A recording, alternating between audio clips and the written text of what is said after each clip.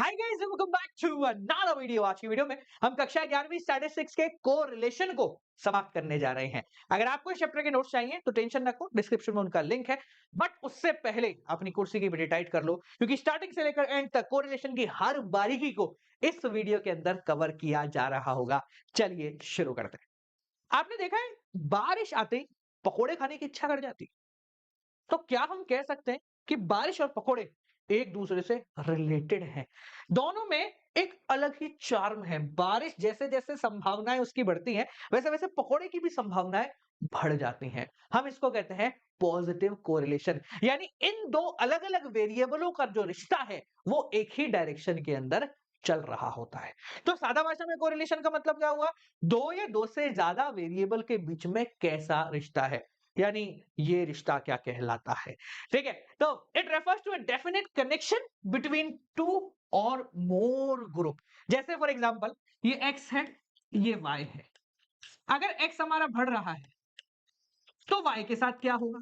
क्या x के बढ़ने की वजह से y में भी बदलाव आएगा? इसको कहते हैं हम कोरिलेशन।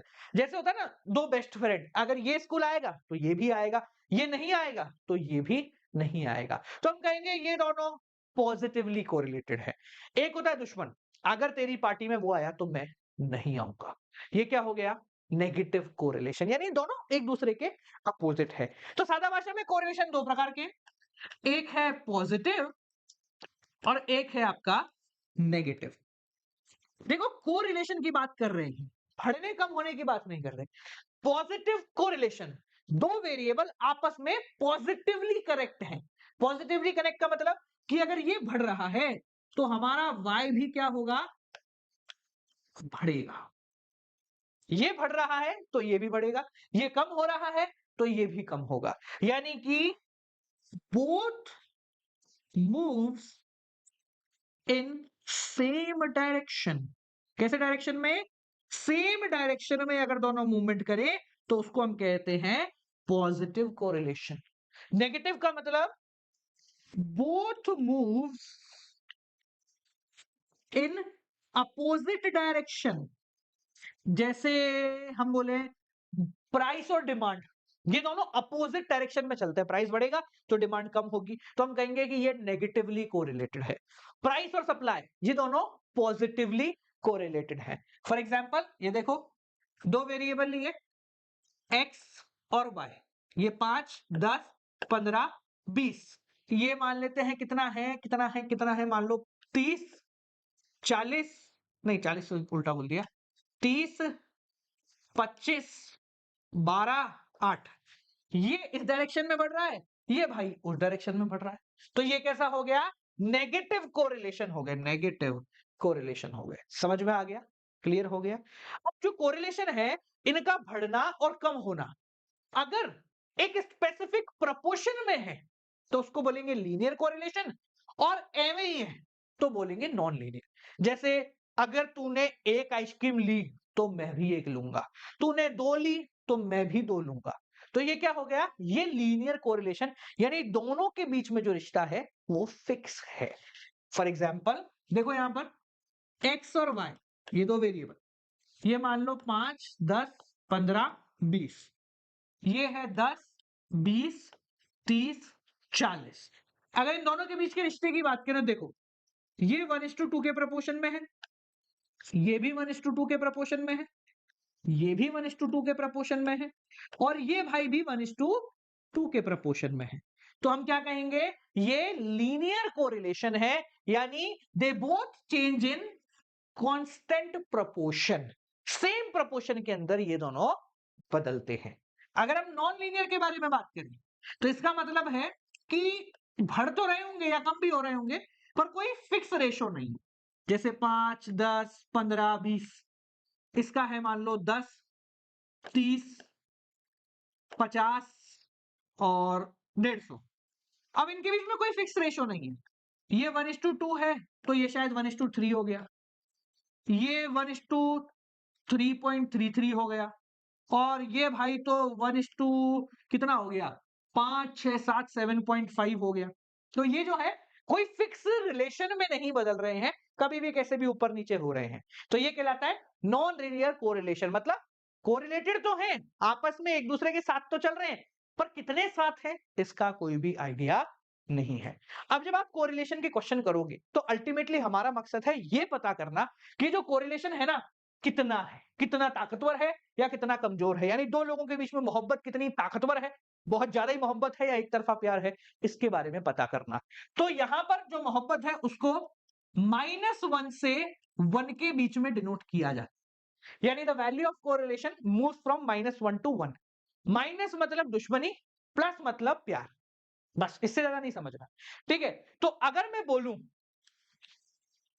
कि आप जो है ना दुश्मनी करते हैं तो वो भी दिल से, और मोहब्बत करते हैं तो वो भी दिल से, तो यहां पर हो जाएगा ये परफेक्ट पॉजिटिव या परफेक्ट नेगेटिव। यानी अगर आपका आंसर आ रहा है 1 तो हम बोलेंगे कि ये परफेक्टली पॉजिटिवली कोरिलेटेड है, यानी दोनों एक ही डायरेक्शन में भाग रहे हैं और साथ में भाग रहे हैं, सेम रिलेशन में चल रहा है। R इज इक्वल टू -1, दोनों भाग रहे हैं उल्टे, तू इधर तो मैं उधर, और दोनों सेम स्पीड से भाग रहे हैं, तो ये क्या हो गया, नेगेटिवली कोरिलेटेड। रिलेटेड तो है पर उल्टे डायरेक्शन में, दुश्मनी है दोनों के बीच में। ठीक है, एक होता है नो कोरिलेशन, कोई लेना देना ही नहीं है, यानी इसका आंसर आएगा आपका 0। इसका एग्जांपल बोलूं तो मेरे घर में आने वाला बिजली का बिल और आपके एग्जाम होने की प्रोबेबिलिटी, इन दोनों को कोई लेना देना नहीं, मेरा बिल कम आए ज्यादा आए आपके एग्जाम तो होंगे, तो दोनों का क्या हुआ, कोई भी रिलेशन नहीं हुआ, तो इसका आंसर क्या आएगा, 0। और तीसरा होता है लिमिटेड, लिमिटेड डिग्री, यानी कि है तो सही पर सच्चा प्यार है या नहीं है ये पता नहीं। तीन तरीके की डिग्री हो सकती है, एक है हाई कोरिलेशन, यानी अगर आपका आंसर 0.75 से 1 आ रहा है, जैसे मान लो आंसर आया आपका 0.83, 0.89, तो हम बोलेंगे इनके बीच में हाई डिग्री ऑफ कोरिलेशन है। पॉजिटिव आ रहा है तो प्यार, नेगेटिव आ रहा है तो दुश्मनी। पॉजिटिव 0.83 आ रहा है तो भाई दोनों पॉजिटिवली रिलेटेड है और हाई डिग्री ऑफ कोरिलेशन रखते हैं। -0.83 आ रहा है तो भाई दोनों अपोजिट डायरेक्शन में चल रहे हैं। सिमिलरली एक होता है आपका मॉडरेट डिग्री कोरिलेशन, यानी कि 0.25 से 0.75 के बीच में अगर आपका आंसर आएगा तो आप बोलोगे इनके बीच में मॉडरेट डिग्री का कोरिलेशन है, प्लस आया तो पॉजिटिव, माइनस आया तो नेगेटिव। तीसरा होता है लो डिग्री ऑफ कोरिलेशन, यानी कि 0 से लेकर के 0.25 तक। समझ में आ गया, क्लियर हो गया, ये भी नेगेटिव भी हो सकता है और पॉजिटिव हो सकता है। क्लियर हो गए। अब सर आप एक बात बताओ, इतनी सब चीजें जो आपने लिखाई है हमारे काम कहाँ आएंगी, हम जब आंसर कैलकुलेट करेंगे, जैसे अपन ने इलास्टिसिटी में पढ़ा ना कि जब आप इलास्टिसिटी ऑफ डिमांड निकाल लेते हो तो आपको उसके आगे लिखना पड़ता है हाईली इलास्टिक है, मॉडरेट इलास्टिक है, यूनिटरी इलास्टिक है, इलास्टिसिटी बहुत कम है, बहुत ज्यादा ही लिखना पड़ता है। उसी प्रकार से जब आप कोरिलेशन करोगे तो इसके क्वेश्चन में अगर आपका आंसर 1 आ रहा है तो आपको लिखना पड़ेगा ये परफेक्टली पॉजिटिव है, -1 आ रहा है तो ये परफेक्टली नेगेटिव है। अगर आपका आ रहा है आंसर 0.8 तो आप लिखोगे high degree of positive correlation है, तो आपको इसके आगे एक लाइन लिखनी पड़ेगी। तो ये सब चीजें हैं जो कि हम उसके आगे लिख रहे होते हैं, समझ गए। चलो अब वैल्यू फाइंड आउट करते हैं और पता लगाते हैं कि ये कोरिलेशन निकालते कैसे हैं। तो बेसिकली तीन अलग अलग मेथड है कोरिलेशन कैलकुलेट करने के। पहला मेथड है स्कैटर डायग्राम, जहां सिर्फ एक डायग्राम बना के आप कोरिलेशन निकाल सकते हो, और ये सबसे ज्यादा बेहतर मेथड नहीं है, अगर होता तो बाकियों की जरूरत नहीं पड़ती। सेकंड है आपका कार्ल पियर्सन के द्वारा दिया गया, और तीसरा है Spearman rank correlation. Exam point of view से इसकी इंपॉर्टेंस बहुत ज्यादा है। ठीक है, शुरुआत करते हैं स्कैटर डायग्राम मेथड। ये एक ऐसा मेथड है जिसमें हम कोरिलेशन सिर्फ देखकर बता सकते हैं, यानी हम एक डायग्राम बनाएंगे और उस डायग्राम को देखने मात्र से हमें समझ में आ जाएगा कि इन दोनों के बीच का रिश्ता कैसा चल रहा है। ये एक डायग्रामेटिक एक्सप्रेशन है जहां डायरेक्शन और डिग्री ये दो चीजें पता चल जाती है, मतलब ऊपर जा रहा है कम जा रहा है ये सब पता लग जाएगा। अब ये निकालते कैसे हैं इसको समझने के लिए अपन जो है ना डायरेक्टली क्वेश्चन लेते हैं। हमारे सामने है हाइट और है वेट, इसको ले लेते हैं एक्स और इसको ले लेते हैं वाई। स्कैटर डायग्राम के अंदर हम एक डायग्राम बनाते हैं इन टर्म्स का यूज करके। जैसे हमने ग्राफ बनाया, लो ये हो गया आपका y, ये हो गया x। ठीक है, अब x के अंदर है 50 से लेकर के 80 तक जा रहा है, तो हम यहां बनाएंगे 50, 60, 70, 80। जीरो से नहीं बना रहे, इसलिए किंग्ड लाइन बना देंगे। जिन लोगों को नहीं पता सुन लो, यहां पर जब हम जीरो से शुरुआत नहीं कर पाते तो हम यहां पर एक कट कर देते, जो ये बताता है कि भाई हमसे गलती हो गई, हम जीरो से शुरू नहीं कर पाए, क्योंकि अगर हम जीरो से शुरू करते तो हमारा बहुत बड़ा नंबर तो खाली रह जाता। तो इसलिए हम सिर्फ समझाने को आपको कर रहे हैं। सिमिलरली यहां देखोगे तो 120 से शुरू होकर 180 तक जा रहा है, तो यहां लिखते हैं 120, 140, 160 और 180। यहां पर भी किंग्ड लाइन बना दूंगा, क्योंकि यहां पर भी भैया जीरो से शुरू हमने नहीं किया है। समझ गए? अब देखो कितना आसान है स्कैटर डायग्राम। हम सिर्फ प्लॉट कर रहे हैं नंबर्स को और पता लगाने क्या आंसर आएगा। प्लॉटिंग कैसे करना है देखो, जब आपका वेट 70 है तो आपकी हाइट कितनी है? 150। जब ये आपका वेट है और ये आपकी हो गई हाइट, तो when your weight is 70 your height is 150। ये लो, when your weight is 80 your height is 180। Weight 80 है तो हाइट है आपकी 180। जब आपका वेट 50 किलो है तो हाइट कितनी है? 120। ये लो साहब। When your weight is 65 your height is 134। 65 यहां कहीं होगा, 134 ये लो साहब। और जब आपकी हाइट है वेट है 75 तो आपका वेट है 160। ये लो, ये हमने 5 पॉइंट डाल दिए। अब स्कैटर डायग्राम मेथड कहता है कि बस आप इन 5 पॉइंट को देख के बता सकते हो कि आपका कोरिलेशन कैसा है। कैसे बता सकते हैं देखो, अगर पांचों पॉइंट या जिसमें भी 5-10 पॉइंट जितने भी हैं प्लॉट करने के बाद आपका डायग्राम कुछ ऐसा बन रहा है, स्ट्रेट लाइन, तो हम बोलेंगे ये कोरिलेशन +1 है, यानी कि ये परफेक्टली पॉजिटिव है।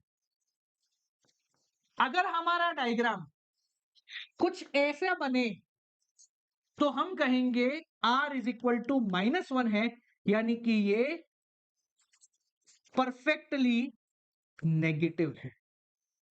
अगर हमारा डायग्राम ऊपर की तरफ जा रहा है, स्ट्रेट नहीं जा रहा पर डायरेक्शन ऊपर की तरफ है, जैसे मान लो ये है, ये है, ये है, ऐसा है, ऐसा है, ऐसा है, ऐसा ऐसा, इस तरीके का कुछ है जो ऊपर की तरफ तो जा रहा है पर स्ट्रेट नहीं है, तो हम बोलेंगे ये पॉजिटिव है। सिमिलरली अगर नीचे की तरफ आ रहा है, ये लो ऐसा कुछ, तो हम बोलेंगे ये नेगेटिव है। एंड लास्ट, अगर कुछ ऐसा है जो ना तो ऊपर जा पा रहा है ना नीचे जा पा रहा है, ना आ रहा है ना जा रहा है, बस खड़े खड़े मुस्कुरा रहा है, तो हम इसको बोलेंगे नो कोरिलेशन। समझ में आया? तो अपना डायग्राम देखो, सर ऊपर की तरफ तो जा रहा है, कुछ ऐसे जा रहा है, ऊपर की तरफ तो जा रहा है पर क्या स्ट्रेट लाइन में जा रहा है? स्ट्रेट लाइन में तो नहीं जा रहा पर ऊपर जा रहा है, तो हम बोलेंगे साहब ऊपर जाने का मतलब है कि हमारा जो कोरिलेशन है ना, ये है पॉजिटिव कोरिलेशन। कैसा है? Positive correlation. समझ में आ गया पहला मेथड, जहां पर हम सिर्फ डायग्राम को देखकर ये अंदाजा लगा रहे हैं कि हमारा रिलेशन कैसा है। सबसे आसान मेथड है पर ये आपके पूछे जाने की संभावना है अप्रोक्सीमेटली 0 है, क्योंकि इस मेथड में बहुत सारे फायदे हैं तो नुकसान फायदों से भी ज्यादा है। जैसे फायदे क्या है? बहुत आसान है, इजी है, सिंपल है, प्लॉट करो आंसर पता लग गया। पॉजिटिव और नेगेटिव बता देता है, ऊपर जा रहा है तो पॉजिटिव, नीचे आ रहा है तो नेगेटिव, और रिजल्ट को आप बहुत आराम से सिर्फ नजरों से यूं देखकर बता सकते हैं कि क्या है आंसर। फायदे तो है पर नुकसान क्या है? कोई प्रिसाइज एक्सटेंट नहीं है, कितना टेढ़ा होना चाहिए। जैसे हमने बोला कि भैया ये ऐसा है, अगर ये ऐसा होता तो क्या करते, अगर ये ऐसा होता तो क्या करते, कोई बताएगा ही नहीं। साथ साथ में कोई अप्रोक्सीमेट वैल्यू नहीं है। अब मैंने बोल दिया पॉजिटिव है, कितना पॉजिटिव है? 0.5 है, 0.6 है, 0.7 है, 0.8 है, 0.4 है, कितना है नहीं बता सकते। और साथ साथ में सबसे बड़ी दिक्कत, ये सिर्फ क्वांटिटेटिव एक्सप्रेशन है, बस आप देख के आइडिया लगा रहे हो, हाँ यार इतना है, चलो सही है, दोनों सही रिलेशन में चल रहे हैं, मतलब गाड़ी खिंच रही है। कितनी खिंच रही है इसका अपन आइडिया नहीं दे सकते। यानी कि स्कैटर डायग्राम हमें कोई नंबर नहीं दे रहा है जिससे हम इन दोनों के बीच के रिलेशन की एग्जैक्ट वैल्यू निकाल लें। तो भाई स्कैटर डायग्राम नहीं दे रहा है तो चलो दूसरे की तरफ, सेकंड मेथड कार्ल पियर्सन का मेथड। अब भैया कार्ल पियर्सन जो थे ना, इनको गणित से बहुत ज्यादा ही प्यार लग रहा है, क्योंकि इन्होंने जो मेथड दिए उसमें कैलकुलेशन ज्यादा है। तो पहले मेथड देखते हैं, फिर कैलकुलेशन के बारे में बात करेंगे। अभी तक आपने देखा होगा कि मैं कोरिलेशन को आर से डिनोट कर रहा हूं, वो इन्हीं की वजह से है। इन्होंने कहा कि कोरिलेशन को आप आर से डिनोट करो। ये क्वांटिटेटिव मेथड है, मतलब नंबर्स के यूज में करते आंसर आता है। फॉर्मूला क्या है? पहले basic formula, summation of E X Y upon summation of E X square into summation of E Y square. ठीक है, बड़ा सिंपल सा फॉर्मूला है, देखने में लग रहा है सर बहुत ज्यादा छोटा है, पर इसके बहकावे में मत आना, ये छोटा नहीं है, ये सबसे बड़ा फॉर्मूला है। कैसे बड़ा फॉर्मूला है पता है? देखो, अभी तक आपको क्या लग रहा है सर? ये देखो, ये x है, ये y, ये दो टर्म है मान 5 10 15 20, ठीक है, और हमने ये ले लिया कि कितना है, मान लो 15 30 40 60।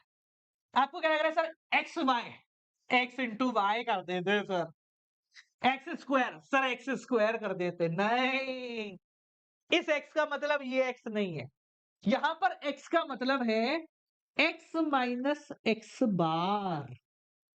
मतलब आपको पहले इस सीरीज का मीन निकालना पड़ेगा, जो आंसर आएगा उसमें से इस टर्म को माइनस करना पड़ेगा, और उसके बाद जो आंसर आएगा उसका स्क्वायर करना पड़ेगा। यहां अगर आंसर 2 5 10 20 आ गया तो अच्छी बात, सोचो आंसर आया 13.85।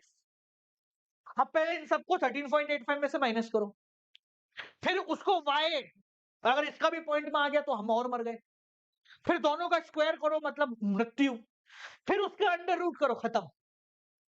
पूरे 3 घंटे के पेपर में एक क्वेश्चन देना तो भी नहीं कर पाएंगे अपन, बहुत मुश्किल ऑब्वियस सी बात है, क्योंकि ये कैलकुलेशन आसान नहीं होगी, बिल्कुल भी नहीं होगी, और ये चीज समझ में भी आई। तो इसलिए इस मेथड को दूर से नमस्कार कर दिया, और हम इसके शॉर्टकट मेथड की तरफ आगे बढ़ते हैं।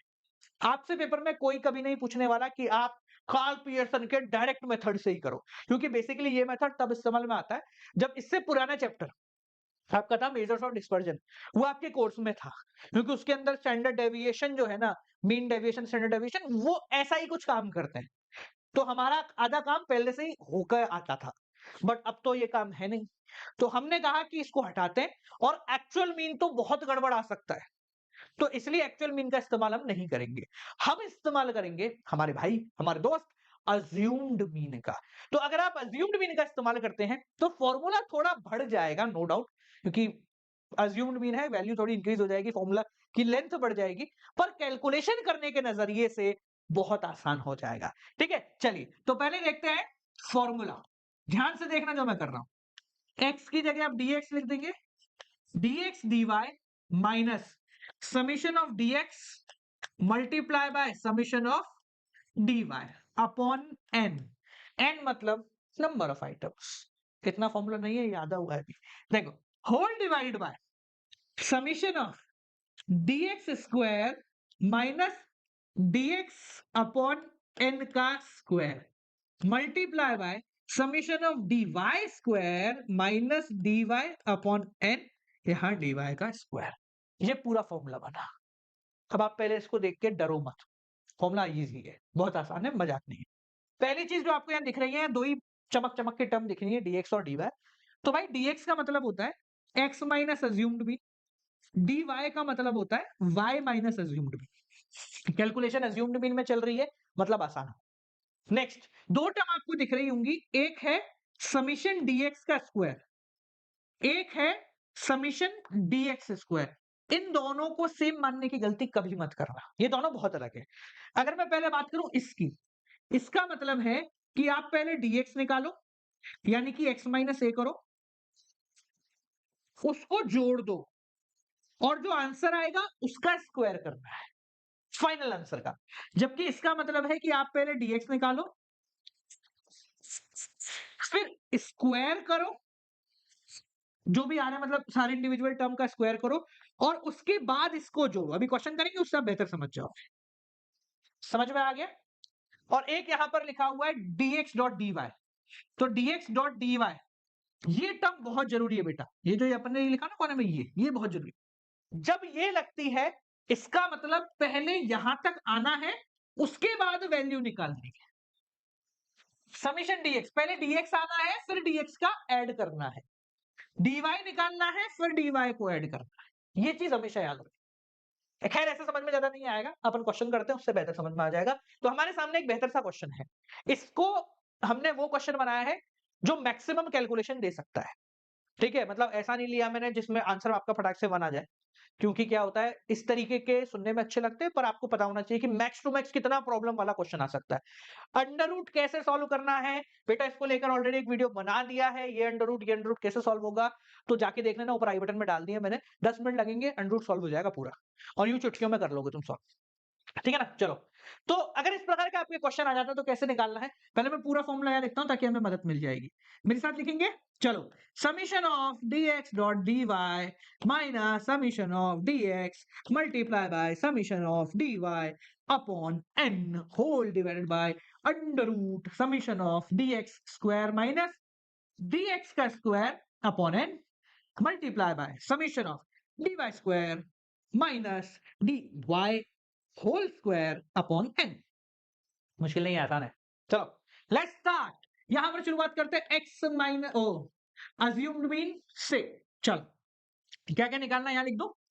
हमें जो चीजें निकालनी है, पहले dx निकाल लो, फिर dy निकाल लो, मतलब ये x minus assumed mean, y minus assumed mean, फिर आप dx स्क्वायर कर लो, यहां चाहिए हमें dy स्क्वायर निकाल लो, और लास्टली dx डॉट dy निकाल लो। बस ये 4-5 चीजें, 3 चीजें हैं आपकी मेन, बस इससे आ जाएगा आंसर। चलो पहले अपन करते हैं dx, यानी x माइनस अज्यूम्ड मीन बीच वाले को लेंगे हमेशा 8।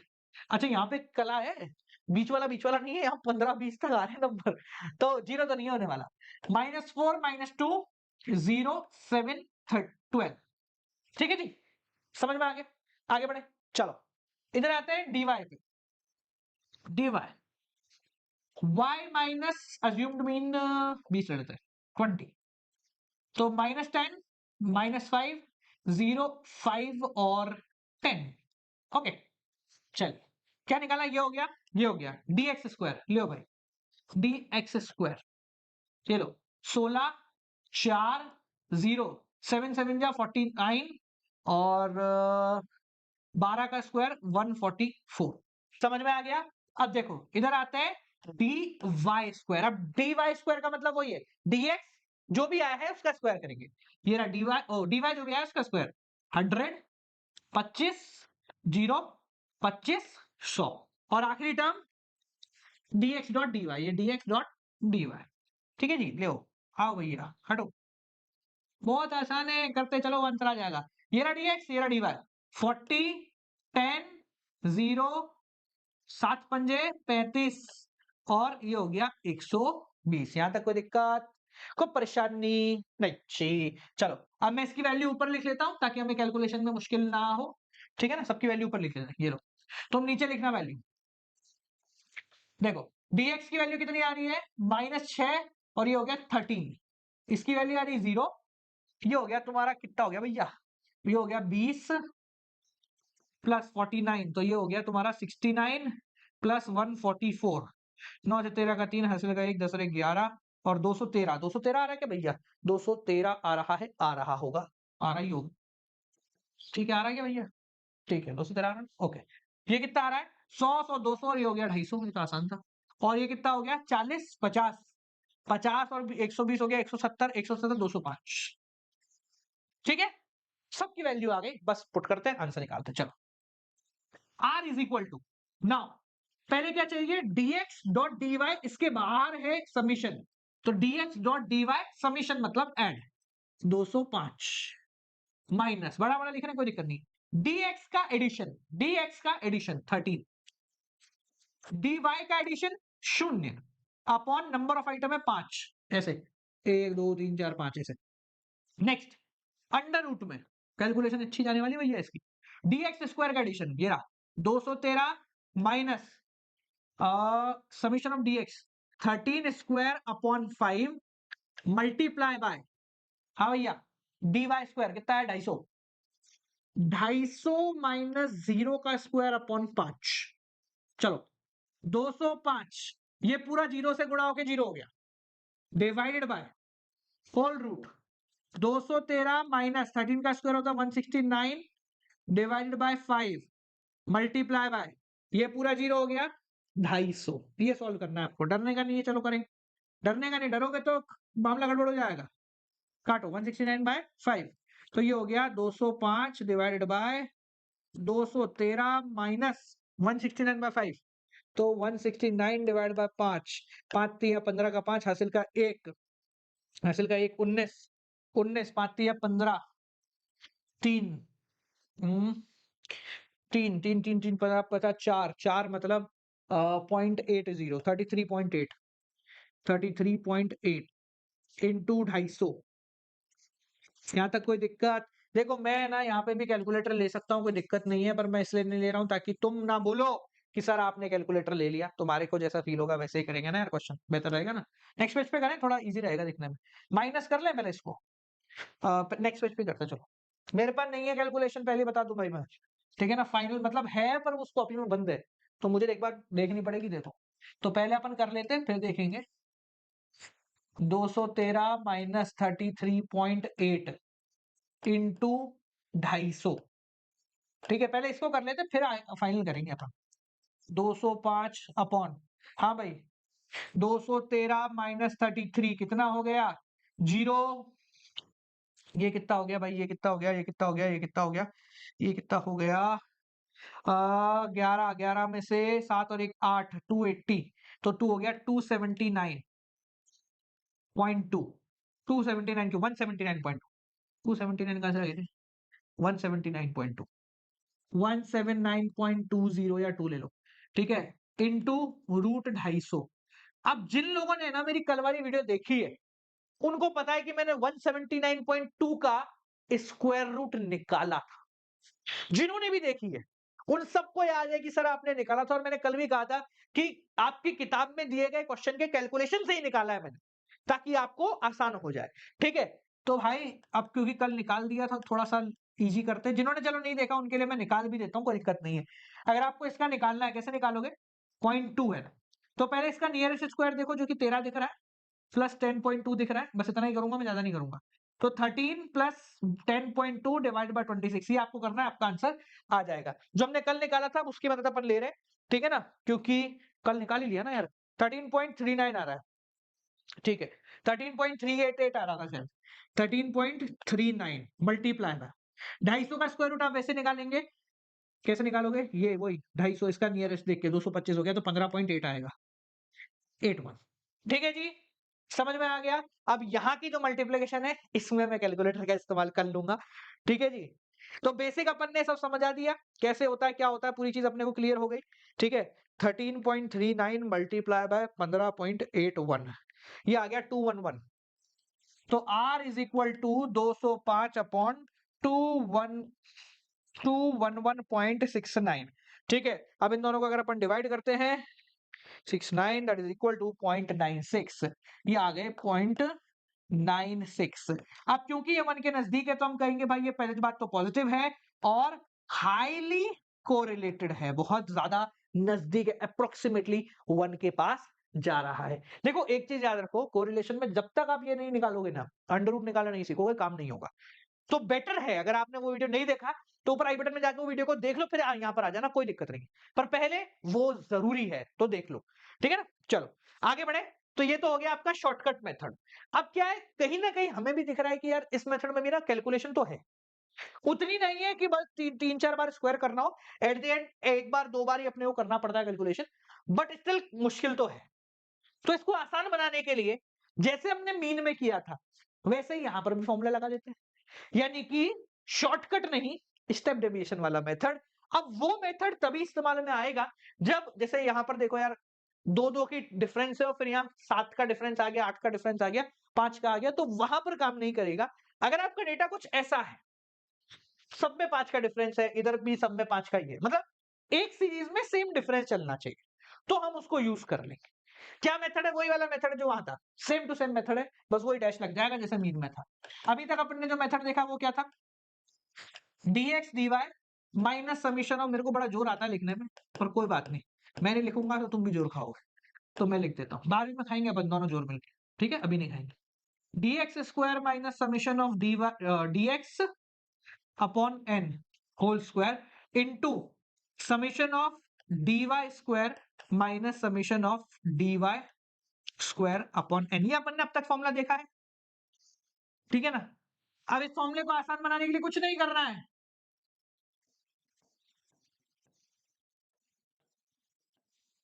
लो बस हो गया फॉर्मूला आसान।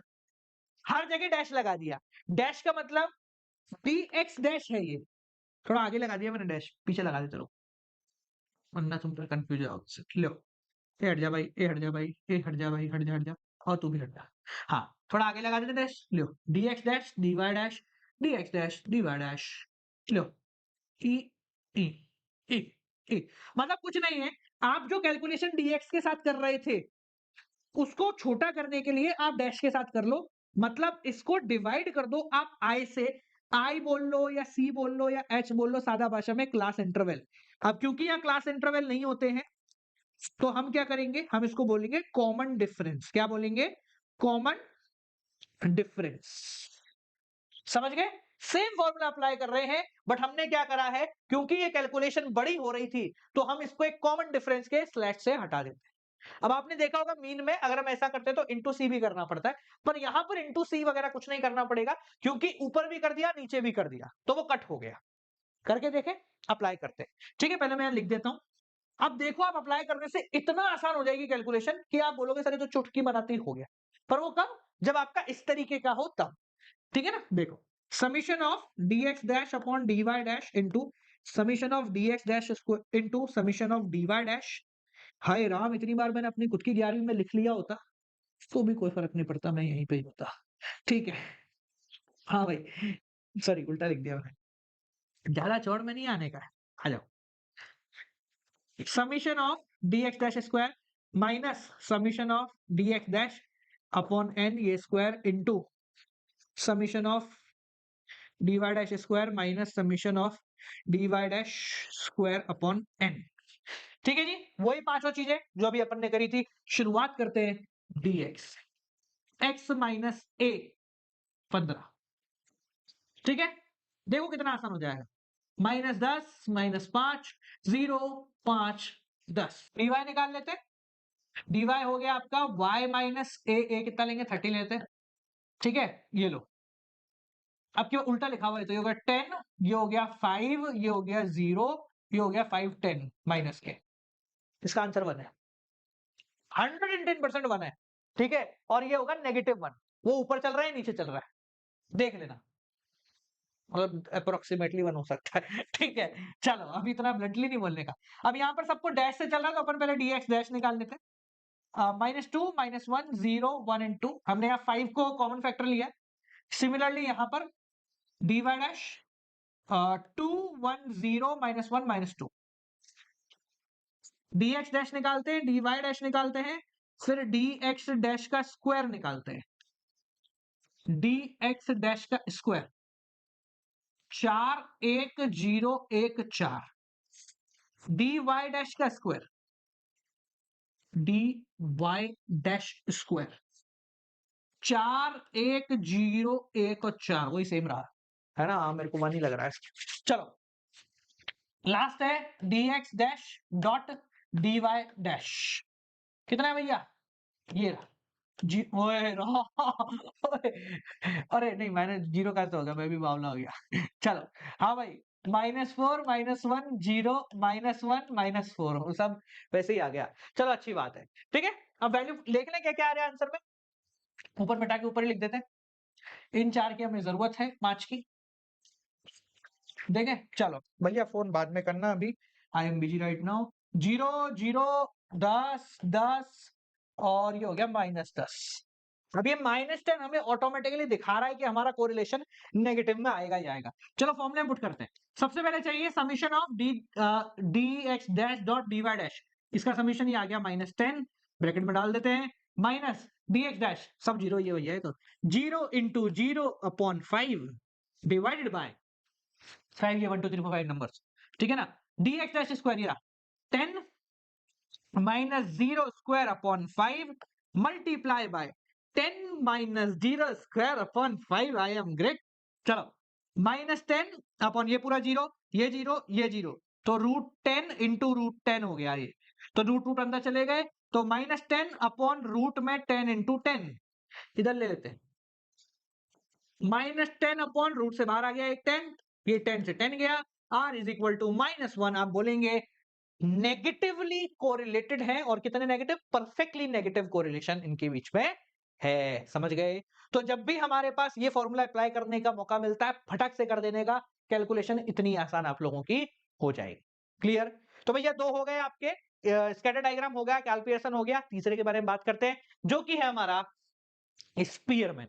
अब भैया देखो ये चीज समझ में आ गई कि यार ये दोनों मेथड है ना, पहला ज्यादा अच्छा नहीं है, दूसरे में कैलकुलेशन ज्यादा है। तो हमारे स्पीयरमैन ने कहा बोले यार एक काम करो, ऐसा फॉर्मूला अप्लाई करते हैं, क्योंकि हमें नंबर से ज्यादा नहीं खेलना, हमें बेसिकली ये देखना है कि ये दोनों आपस में किस हिसाब से बदल रहे हैं। तो यहां पर आता है एक मेथड जिसको हम बोलते हैं rank correlation method. Rank correlation का मतलब क्या है कि ये क्वालिटेटिव वेरिएबल्स को बताएगा। क्वालिटेटिव वेरिएबल बोले तो कि बोले कौन कितना सुंदरता के बेस पे अगर आपको नंबर दिए जाए, तो जो सबसे ज्यादा मार्क्स वाला होगा उसको पहला रैंक मिलेगा, उससे कम मार्क्स वाला जो होगा उसको दूसरा रैंक मिलेगा। ठीक है? अब मैंने बोला कि भाई 3 तरीके के मार्क्स आपको मिले, एक है गुड, एक है वेरी गुड, और एक है एक्सीलेंट। ठीक है? अब यहां मैं कह रहा हूं कि अगर इनको रैंक देना है तो सबसे ऊपर कौन आएगा? ये पहला होगा, ये दूसरा होगा, ये तीसरा, इसी से हमें लेना देना है बस। तो रैंक को रिलेशन क्या कहता है? भाई ये मत देखो कि इनके नंबर कितने हैं, आप बस ये पता करो कि इनका रैंक कितना है, और रैंक के हिसाब से हम इनको बता देंगे कि भैया पॉजिटिवली है, नेगेटिवली है, या कितनी वैल्यू आ रही है। ठीक है? तो जब भी आपके क्वालिटेटिव एट्रीब्यूट्स को लेकर के हम रैंक रिलेशन निकालते हैं तो उसको बोलते हैं रैंक कोरिलेशन। नंबर्स में एक्सप्रेस नहीं करेंगे, हम उनकी रिलेटिव इंपॉर्टेंस यानी उनकी रैंकिंग के हिसाब से बताएंगे। अब रैंक या तो क्वेश्चन में आपको पहले से गिवन होंगे, और नहीं गिवन होंगे तो आपको निकालने पड़ेंगे। रैंक निकालना मुश्किल नहीं है, ये आपकी इच्छा है कि सबसे ज्यादा नंबर वाले को पहला रैंक देना चाहते हो, सबसे कम नंबर वाले को पहला रैंक देना चाहते हो। अभी करते हैं क्वेश्चन और उससे समझ में आएगा हाउ कैन वी कैलकुलेट। पहले एक स्टैंडर्ड फॉर्मूला देखते हैं, तो इसको हम डिनोट करते हैं आर और छोटा सा के लगा के, 1 minus summation of 6d² upon n cube minus n, ये इसका एक स्टैंडर्ड फॉर्मूला है। क्या है? 1 माइनस समीशन ऑफ d², में साइड हो गया क्या, 1 minus 6 into summation of d² upon n cube minus n। यहां n का मतलब तो आप समझ गए होंगे, d का मतलब है डिफरेंस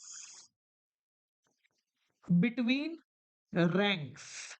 सादा भाषा में बोले तो R1 माइनस R2, मतलब पहली सीरीज के रैंक और दूसरी सीरीज के बीच के कितना डिफरेंस आ रहा है। देखो यहां पर हम समझते हैं, सबसे पहला पार्ट है जब रैंक्स आपको गिवन है, ये नहीं बताया आपको कि किसके कितने नंबर है, बस ये बता दिया एक्सीलेंट वाला है ये उससे थोड़ा नीचे आ रहा है, ये इससे थर्ड आ रहा है, ये फोर्थ आ रहा है, फिफ्थ आ रहा है, ये सबके रैंक्स दे रखे। अगर इस प्रकार आपको डायरेक्टली रैंक गिवन है तो हम कैसे निकालते हैं? देखो इसको मान लेंगे हम रैंक नंबर 1, इसको मान लेंगे रैंक नंबर 2। फॉर्मूला क्या है अपना? R k is equal to 1 minus summation of 1 minus 6 summation of d² upon n cube minus n। तो यहां पर बस d निकालना है आपको, तो d का मतलब हो गया R1 माइनस R2। ये देखो ये रहा R1, ये रहा R2, -9 -4 -2 0 2 3 1 6 8 और 7। एक बार देख लो वापस से, 1 और 10 हो गया -9 -4 -2 0, ये हो गया -2, ये भी है ना, ये भी हो गया -3, उल्टा कर देना ना, हाँ देखो ये हो गया 6, ये हो गया 8 और ये हो गया 7। समझ गए? डी आ गया, चाहिए हमें डी का स्क्वायर, कोई फर्क नहीं पड़ता, प्लस माइनस हो तो सब बराबर हो जाएंगे। 81 16 4 0 4 9 1 36 64 और 49। समझ गए भैया? डी का स्क्वायर कर दिया, ऐड कर लें दोनों को। देखो मैं नीचे ऐड कर देता हूं। अब मैंने यहाँ पर एक समझदारी करी है, आपको दिख गई होगी, वंस के नीचे वंस और टेंस के नीचे टेंस लिखा है ताकि कैलकुलेशन आसान हो जाए। ठीक है? देखो कैसे करेंगे, मैं डायरेक्टली कर लेता हूँ, चलो छोड़ो। ये हो गया 100 और ये पूरा हो गया 250, ये पूरा हो गया 150। ठीक है? और ये हो गया तुम्हारा 20 और ये हो गया तुम्हारा 101।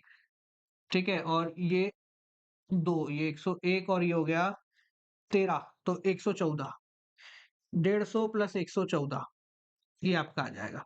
ठीक है ना? मैंने थोड़ी सी कैलकुलेशन वैसे करी है बेटा, तो कोई दिक्कत नहीं है। अगर आप नॉर्मली इसको ऐड करना चाहो, नॉर्मली ऐड करो, वो ही सबसे सही तरीका है। ये तो अपने को दिख गया कि कैलकुलेशन हो जाएगी मेरे से, तो इसलिए मैंने ऐसे कर दिया है। फॉर्मूला अप्लाई करें, r k is equal to 1 minus summation of 1 minus 6 summation of d square upon n cube minus n. 1 minus 6 into 264 upon n cube कितना है, नंबर ऑफ आइटम कितना है इसमें 10, 10 क्यूब माइनस 10, तो 1 माइनस 6 4 जा 24, 2 6 6 जा 36 और 2 38, ऊपर आया 3 12 13 14 15 अपॉन 10 क्यूब होता है आपका 1000 माइनस 10, तो 1 minus 1584 upon 990। This is your answer. देखें ये नेगेटिव में आ रहा है भैया। ठीक है, डिवाइड करके देख लें। चलो डिवाइड करके देख लेते हैं। किधर गया भैया, किधर गया, आजा आजा, अरे आजा रे, अब इच्छा नहीं है मेरी डिवाइड करने की, सीधा हो जा। हाँ भैया, 1584 divided by 990 is equal to 1 point, अरे वाह 1.6, 1.6 ये आ गया माइनस 0.6। ये हो गया आपका मॉडरेट डिग्री ऑफ कोरिलेशन। एक बार चेक कर लीजिए सभी के सभी। हाँ भैया, सभी चेक कर लो, कोई दिक्कत को परेशानी हो तो बता दो। इजी है, पर ये इजी क्यों हुआ? क्योंकि हमें रैंक जो थे पहले से गिवन थे।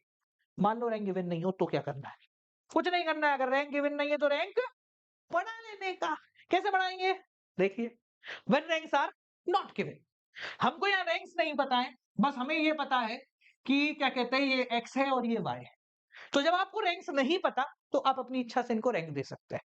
एक चीज याद रखना, इच्छा आपकी है कि आप सबसे छोटे वाले को पहला रैंक दो या सबसे बड़े वाले को दो, पर एक्स में जिसको सबसे पहला रैंक दे रहे हो, मतलब अगर हम बोल रहे हैं कि मैक्सिमम नंबर वाले को सबसे बड़ा रैंक देना है, जैसे एक्स में सबसे बड़ा नंबर हमको दिख रहा है 17, अगर मैं सबसे बड़े वाले को यहां पर पहला रैंक देता हूं तो वाई में भी मुझे यही करना पड़ेगा कि सबसे बड़े वाले को पहला रैंक दो। ये ध्यान रख, ठीक है? कैसे करें बोलो? तुम्हारी जो इच्छा हो बोलो, असेंडिंग में करें, डिसेंडिंग में करें, कैसे करें? जो श्रद्धा हो बोलो, फटाफट से बोलो। चलो उल्टा कर ले, उल्टा कर लेते हैं अभी अपन ने। चलो मैक्सिमम को ले लिया, मिनिमम को ले लेते हैं। हम लेते हैं सबसे छोटे वाले को पहला रैंक देते हैं, सबसे स्मॉल वाले को पहला रैंक देते हैं R1। इनमें सबसे छोटा कौन सा है? ये, तो इसको दे दिया रैंक नंबर 1। मैं ना ऐसे लिख लेता हूँ, वरना है ना हमारे को भी गड़बड़ होगी और तुम भी भूल जाओगे। सब में अपन लाइनें बढ़ा लेते हैं। क्या हो गया भाई? लो, इजी रहेगा, इकट्ठी लाइनें बना देते हैं। चलो हट भाई, ये लो, ठीक है जी। इकट्ठी लाइनें बना लेंगे तो कैलकुलेशन अपन सबकी आसान हो जाएगी बहुत ज्यादा।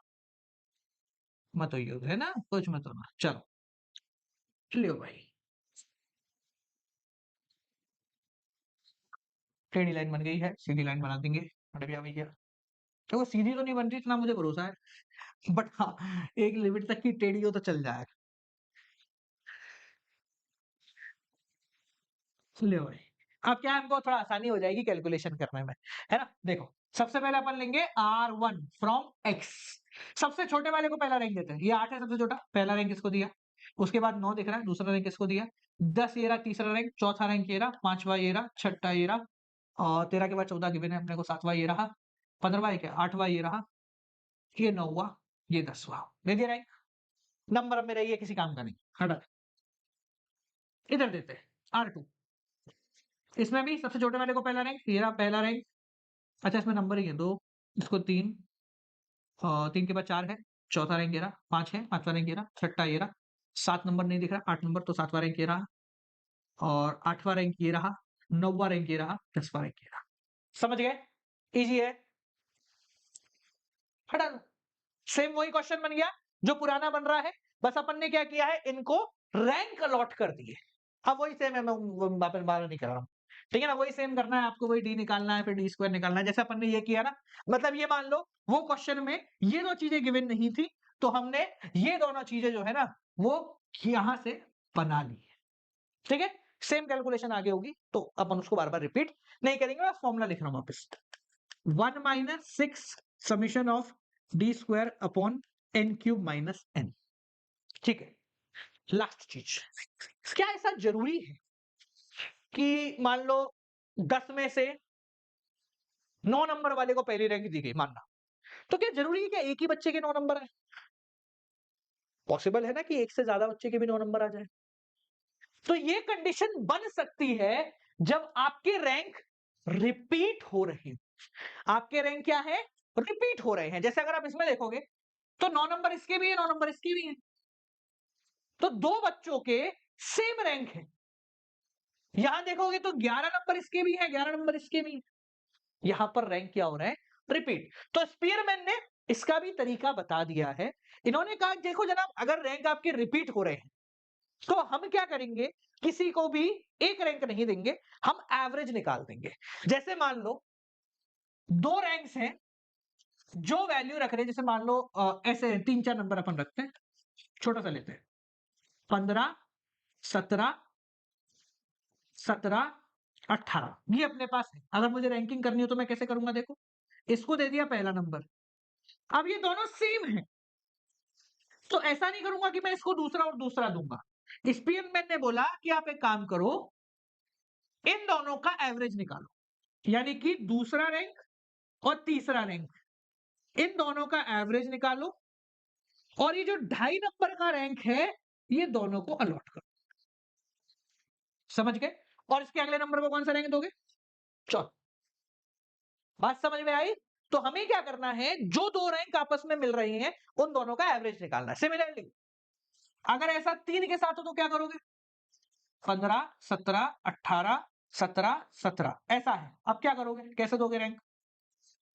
तो हम बोलेंगे बहुत आसान है, देखो सर, इसको दिया पहला, दूसरा, तीसरा, चौथा, ये 3 रैंक फंसे हुए हैं आपस में, तो हम इन तीनों का एवरेज निकालेंगे। क्या आ रहा है? 3। तो इसको भी 3 नंबर का रैंक देंगे, इसको भी 3 नंबर का रैंक देंगे, इसको भी 3 नंबर का रैंक देंगे, और इसके बाद जो अगला नंबर है इसको देंगे 5वें नंबर का, यानी कि दूसरा नंबर किसी को नहीं मिला और चौथा नंबर किसी को नहीं। समझ गए? तो अगर आपके रैंक रिपीट हो रहे हैं तो हम क्या करेंगे, इस तरीके से average of both the ranks बना के दे देंगे। ठीक है, समझ में आ गया? तो अपन पहले इसमें करके देखते हैं कैसे करेंगे, उसके बाद आगे फॉर्मूले के बारे में समझेंगे। देखो, ये मान लेते हैं अपना ये वाला क्वेश्चन R1। ठीक है, कहां से करें? कहां से करें? बड़े से करते, क्योंकि सबसे छोटे वाले में रैंक है ना? तो इसको पकड़ा अपन ने, तो इसको नंबर बड़ा बना ले। नहीं मानेगा, ले भाई, अब हो जाएगा। लो, ए लो, ए लो, बहुत मेहनत कराई है तुमने। लाइक कर देना भैया, इतनी मेहनत मैंने अपनी 11वीं में नहीं करी है, सच्ची बता रहा हूँ, देखो दिल पे हाथ रख के। ठीक है, देखो पहले एक्स से रैंक देते हैं, सबसे बड़े वाले को रैंक देंगे, पिछली बार अपन ने छोटे वाले को लिया था, इसको दिया पहला नंबर। 27 के बाद दूसरा आ रहा है आपका 19, इसको दिया दूसरा नंबर। 19 के बाद आ रहा है आपका 17, इसको दिया तीसरा नंबर। इसके बाद आ रहा है 15, इसको दिया चौथा नंबर, इसको दिया 5वां नंबर। और 14 के बाद आ रहा है आपका 11, इसको दिया 6ठा नंबर। ठीक है, उसके बाद 9 नंबर तो 7वां और 8वां, ये दोनों रैंक फंस गए। तो हम क्या करेंगे, इन दोनों का एवरेज निकाल देंगे। देखो 7 8 डिवाइडेड बाय 2, 7 8 डिवाइडेड बाय 2, तो भैया ये हो गया 7.5। तो इसको भी हम 7.5 रैंक देंगे, इसको भी हम 7.5 रैंक देंगे। वाई में देखें, देखो सबसे बड़े वाले को देना है, तो ये हो गया अपना पहला नंबर, ये हो गया पहला रैंक इसका। दूसरा रैंक इसका हुआ, ये रहा दूसरा रैंक। तीसरा रैंक इस भाई का हो गया, चौथा रैंक इस भाई का हो गया, पांचवा, ये दोनों फंस गए, तो पांचवा और छठा फंस गया, तो 5.5, 5.5। ठीक है, इसको दिया 7वां नंबर, इसको दिया 8वां नंबर। समझ गए? हमने रैंक्स कैसे अलॉट करे, इजी हो गया ना? अब देखो, यहां पर आगे बढ़े और फॉर्मूला देखें, तो इसके फॉर्मूले में अब थोड़ा सा बदलाव आ जाएगा, क्योंकि रैंक रिपीट हो रहे हैं। तो फॉर्मूला रहेगा वही, पर चेंज क्या आएगा वो समझना। 1 minus summation of d square. अब ध्यान से देखना मैं क्या कर रहा हूं, बहुत इंपॉर्टेंट है, इधर समझ लो। हम यहां 6 से पहले एक ब्रैकेट लगा रहे हैं, plus 1/12 m1 cube minus m1 plus 1/12 m2 cube minus m2 plus, चलता रहेगा, ये कभी खत्म नहीं होगा जीवन में, divided by n cube minus m। देखो भाई बफो, ढंग से देख लो फॉर्मूला। अब मुझे पता है आपके दिमाग में दो सवाल है, सर ये 1/12 कैसे आया और ये जो है ना m क्या है? तो देखो 1/12 अपने फॉर्मूले का है और ये m क्या है वो समझना। m का मतलब है रिपीटेशन, कितनी बार हुआ है। मतलब m1 मतलब पहली टर्म अगर रिपीट हुई थी तो कितनी बार हुई। जैसे कि अपना ये टेबल है, इसमें सबसे पहली टर्म जो रिपीट हुई है वो है 9। कितनी बार रिपीट हुई है? 2 बार ही रिपीट हुई है। तो यहां पर मेरे m1 की वैल्यू आ जाएगी